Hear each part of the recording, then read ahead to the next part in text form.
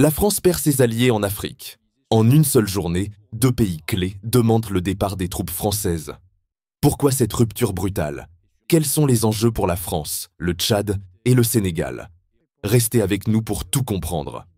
Après le Mali, le Niger, la République centrafricaine et le Burkina Faso, c'est désormais au tour du Tchad et du Sénégal de demander le départ des soldats français.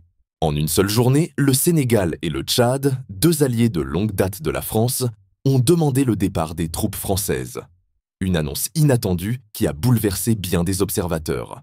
Résultat, les 1350 soldats français présents dans ces pays devront progressivement quitter l'Afrique. Ce retrait, qui marque la fin d'une coopération militaire stratégique, laisse place à l'incompréhension. Mais pourquoi ces demandes soudaines? Et pourquoi la France semble-t-elle surprise par ces décisions? On vous laisse voir quelques réactions des populations sur place.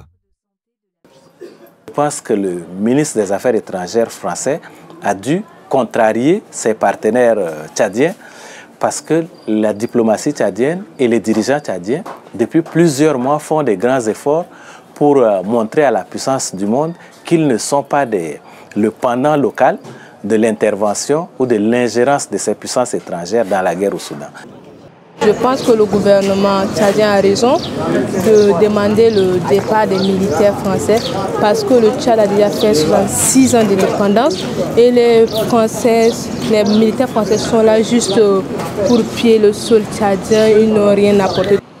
Malgré tout, la France, tout en acceptant cette décision, espère maintenir le dialogue, notamment dans la lutte contre le djihadisme au Sahel. Une page se tourne, mais les questions restent nombreuses.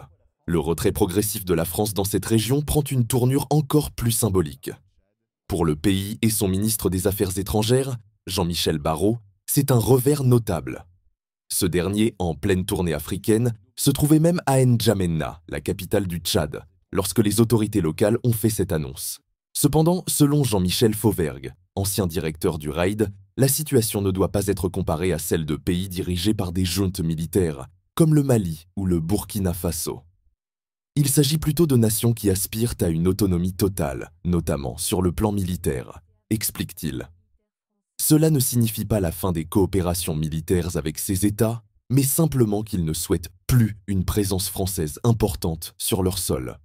Cette rupture entre la France et ses alliés africains soulève des questions cruciales. Est-ce la fin d'une ère ou le début d'une nouvelle dynamique?